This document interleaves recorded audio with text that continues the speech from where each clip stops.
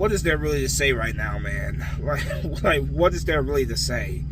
Like, I gotta be honest with you guys, man. My energy right now with this Philadelphia Eagles team this season, my energy is just so freaking low right now. It really is. Like, every single week with this team, man, you know exactly what you're gonna get, and every single week they find a way to actually do worse than what you thought they were gonna do. It's just, at this point, man, it's like the same thing every week, and the same, pretty much the same video from me every week, because this team, you know, they're just so predictable. They're just so predictable. Today, Eagles lose once again to Russell Wilson by a score of 23-17. So the Eagles are still not able to defeat Russell Wilson. That is one of the things that just continues to irk the hell out of me, that the Eagles cannot beat Russell Wilson. I don't know what it is. Like, Russell Wilson is the Eagles' daddy. The Seahawks are the Eagles' daddy. It's just so frustrating that in this guy's entire career, you're talking about almost 10 seasons now. The Eagles have not beaten Russell Wilson. 10 seasons. That's how long Russell Wilson's been in the league. The Eagles have not beaten Russell Wilson, not even once. Not even once in 10 freaking seasons. It's just absolutely frustrating that this guy just continues to have our number time after time. Jeffrey Lurie, they showed him sitting up in the press box today, just looking absolutely miserable. We all heard the reports about Jeffrey Lurie and his disappointment in the way this team been looking. You know, he's been absolutely pissed off, like all of us Eagle fans, with the way this team has looked all season.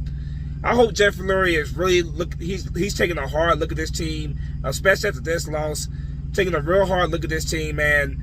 Regardless of what happens the rest of the season, changes have to be made this offseason. No and ifs and buts. We Eagle fans deserve a whole lot better than this shit. We put our passion behind this team. We put our money behind this team. And every single week we hear the same garbage from Doug Peterson, for Carson Wentz. The same garbage every single week. And every single week we get the same result. At some point, the madness has got to come to an end. It has to. Now, this loss right here, I'm not going to be as tough on Carson Wentz as I normally am, although Carson Wentz does not have a good game. Like all season, he has not had a good game. You know, terrible interception that he threw there in the second half, on that terrible interception he threw. But my biggest, my biggest problem, today was this offensive line. This offensive line was absolutely atrocious. Carson Wentz, as soon as the ball was snapped, Carson Wentz had pressure right in his damn face. Now, the Seahawks blitzed a lot, but a lot of that was, non-blitzing, and the defense was still right there in the backfield in Carson Wentz's face. There's only so much Carson Wentz can do when he got a defender in his face as soon as the ball was snapped.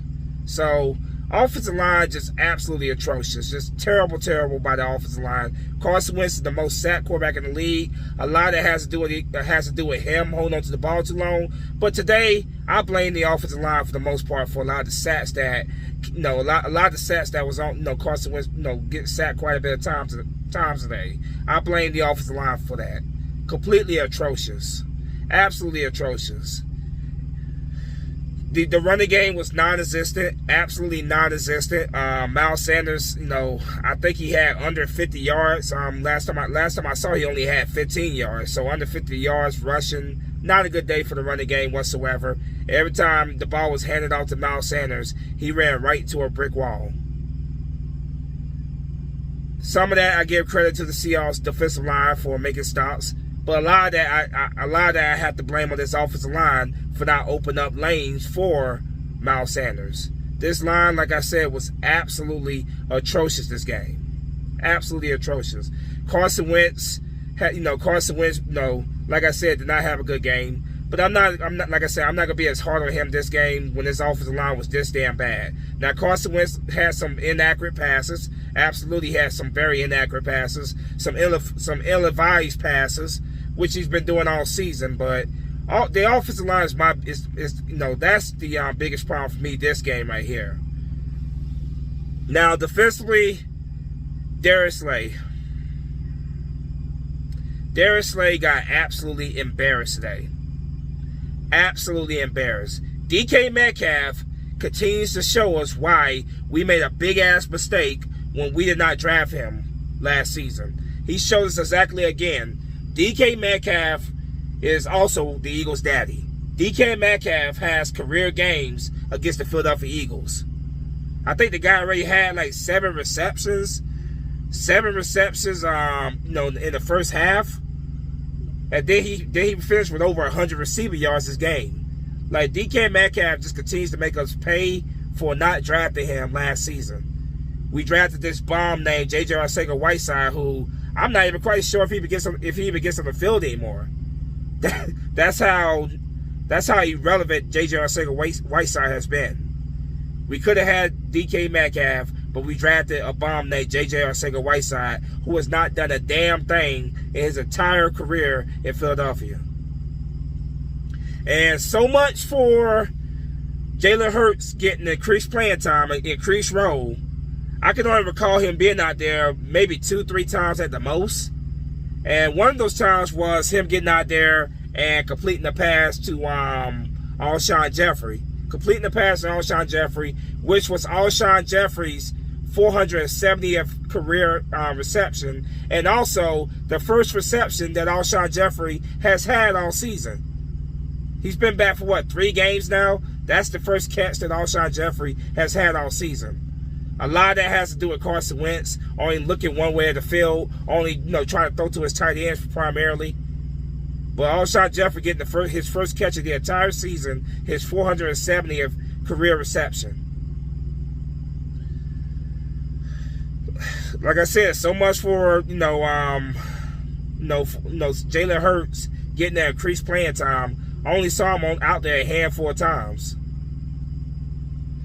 Like I said, man, I hope that Mr. Lurie, Jeffrey Lurie, the Eagles owner, is really taking down notes. He's watching this team right now, man. They are a mess. They are absolutely a freaking mess. Absolutely. This team will be lucky if they even win one more game this season. And that's not an over-exaggeration. Next week, the Eagles got Aaron Rodgers and the Green Bay Packers.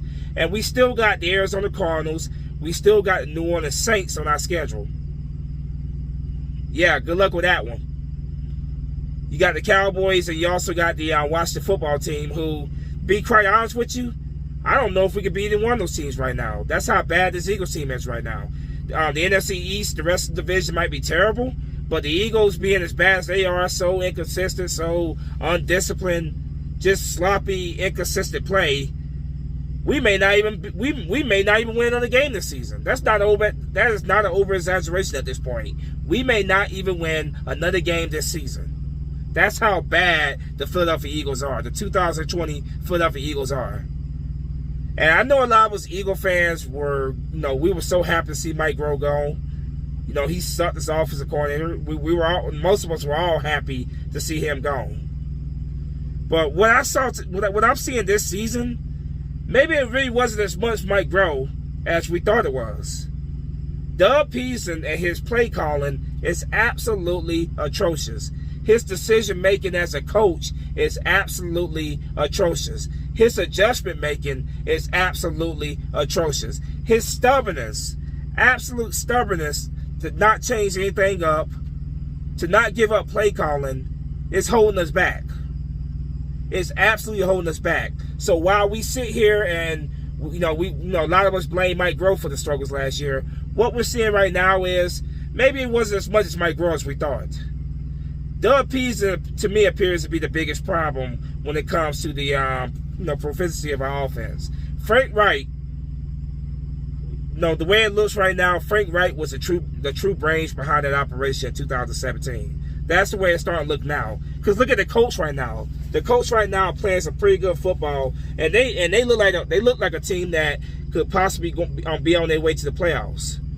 While the Eagles, ever since Frank Wright left, have just been sliding down each and every single season, regressing each and every single season. So maybe it wasn't Mike Groh as much as we thought. Maybe the problem really is Doug Peterson. Maybe just maybe he really is the problem. His stubbornness, his terrible, atrocious play calling, his terrible decision making to go for it on fourth down way too much when he does not need to go for it. Maybe that's the problem right now. And if this shit continues, something has to change. Something should have changed weeks ago. But if he does not, if he does not relinquish that, play calling and actually gets an offensive coordinator this offseason, if he even still has a job, then his ass has to go. If he says, Mr. Lurie, I am not changing anything I do, I am not hiring an offensive coordinator, then if I'm Mr. Jeffrey Lurie, I'm handing him his pink slips right there. I may give him one more season to try to turn this thing around if he is willing to get actual legitimate offensive coordinator here next season. But if he sits there and be stubborn like he's been for the past couple of years, then goodbye. Thank you for your contributions to this team, helping us win our first Super Bowl championship. But this is not 2017-18 anymore. It's a results business. And right now, we're not getting results. We're getting worse and worse each season. And like I said, man, the Eagles may not win another game this season. And I don't think that's an understatement at this point. I don't think that's an over-exaggeration at this point. Like I said, we got the Green Bay Packers next week. That's an L. We still got the New Orleans Saints on our schedule. That's an L. We still got the Arizona Cardinals on our schedule. That's probably going to be another L. And the Washington football team and the Dallas Cowboys, the last two more division games that we have, the Cowboys and Washington football team played on Thanksgiving, and the Washington football team absolutely destroyed the Dallas Cowboys. So we could get swept by the Washington football team. We could split with the Dallas Cowboys. All that's a very big possibility. We could end up in the basement of the NFC least this season. And you know what? If we do, we absolutely freaking deserve it. We absolutely freaking deserve it. This team is an absolute mess. There's just so many issues. Like I said, offensive line today, absolutely freaking atrocious. Absolutely atrocious. The blocking was just horrible. Like today, I actually found myself feeling bad for Carson Wentz a lot of times because as soon as the ball was snapped, the poor guy had freaking defenders right there in his face. What the hell is a quarterback going to do when a defender is in your face as soon as the ball is snapped?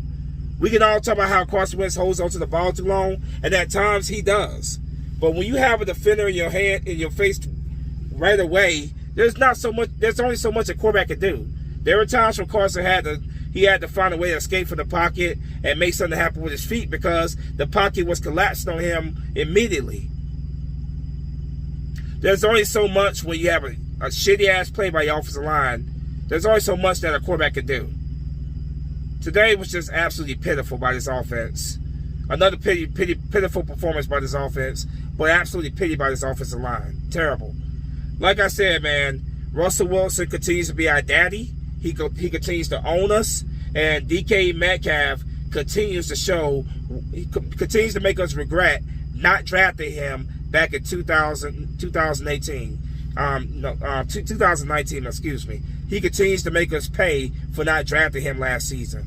He continues to show us why we should have drafted him last season. DK Metcalf just has career games against us, and he had another career game today against us. Darius Slay got absolutely torched. Absolutely torched. By far, Darius Slay's worst performance this season. It's just so frustrating, man. Like, I want to beat Russell Wilson at least one time. At least one time before he retires. I know he got quite a bit of seasons left in his career, but it's starting to feel more and more like we're just never going to beat this damn dude. And I got so much respect for Russell Wilson, for one. I got nothing but respect for Russell Wilson. Total class act, man. That the video that I posted after we lost to them in the playoffs, back in January. well over 160,000 views. So I thank you guys for that, man. I never expect that video to get that many views. It's only a brief, I think maybe 10-second video, maybe a little more than that. But 162,000 views, that's crazy. But Russell Wilson, he truly is the embodiment of a class act. One of the best players in the game, obviously.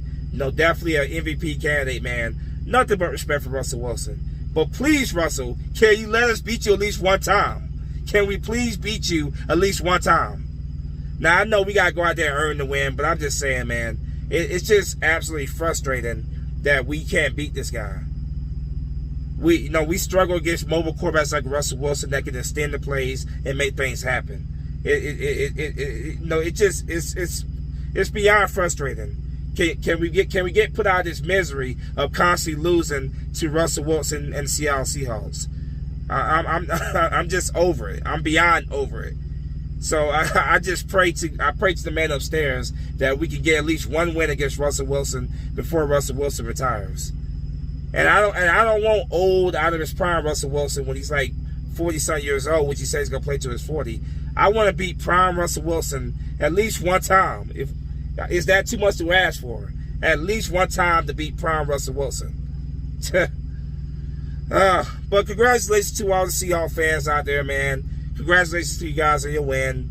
Eagles right now just an absolute mess, and I hope Jeffrey Lurie is looking at this mess on this field, and he's preparing to make these changes, because changes have to come this offseason. And like I told you guys in my previous videos, it starts with Doug Peterson for me.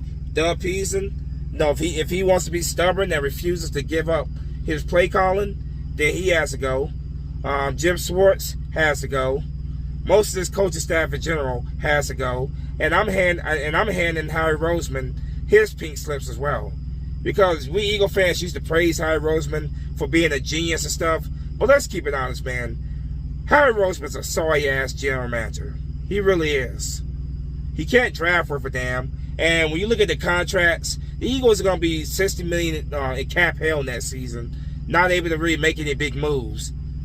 So, I mean, what he does is that he backloads these contracts. He just kicks the prime down the road. Well, at some point, being able to kick it down the road, at some point you can't do that anymore. So, he'd definitely want to get one of the first guys to get the pink slip if I was the owner of the Philadelphia Eagles. Like I really do think this team, man, needs to say goodbye to a lot of these old veterans who are just taking up salary cap, taking up roster spots. And we need to start fresh, man. We absolutely need to start fresh. We do have some talent on this team. There's definitely talent on this team, but we need to start building for the future, because what we have right now is not getting the job done, and this Philadelphia Eagles team is nowhere near close to being a Super Bowl contender. Nowhere near. Doug Peterson saying new norm at the Super Bowl 52. What a freaking joke. Absolute joke. And before I wrap this video up, man, another guy who has to get my rap before I wrap this up, man, is Jake Elliott. There's another freaking guy that pisses me the hell off. So unreliable, so inaccurate. I guess a lot of times Doug Peterson goes for it on fourth down because he doesn't trust this guy to convert on much of anything. But that's another guy right there that is overpaid and has not really earned, in my opinion, earned the money that we pay him. That's another guy that is unreliable, inconsistent, and I'm starting to really lose patience with Jake Elliott big time. So I couldn't end this video without bringing up Jake Elliott missing that damn extra point when we scored that touchdown, which would have put us, down 7-14. He misses that field goal, and we're going to halftime down 6-14. So unreliable, man. I'm quickly losing my patience with Jake Elliott as well. I've just lost my patience with this team, man. I just can't sit here and let my blood pressure boil over the team. I said they were going to lose to the Seahawks. I'm not surprised they lost to the Seahawks. It shouldn't surprise anybody whatsoever. It should not surprise anybody, and it really shouldn't. And I'm just very disappointed with what I saw today, but I'm not surprised by what I saw today. I'm not surprised at all. So Eagles are now 3-7-1, lose to the Seahawks by a score of 23-17. Still can't beat Russell Wilson. What else is new, right? Next game next week against the Green Bay Packers. Like I told you guys, man, that's another L coming our way, I expect. I'm not expecting anything different. The same shit, different week. That's what I'm expecting. So, I'm gonna go ahead and wrap this thing up, man. I'm just gonna go ahead and go to bed, man. My energy to really make videos. I don't have the energy to scream and yell at this team anymore, because when it comes down to it, they're not worth me yelling and screaming over. They're truly not. But anyway, man, I'm out of here, man. As always, Spunky Nights 91. Go Birds, fly eagle fly. Never mind.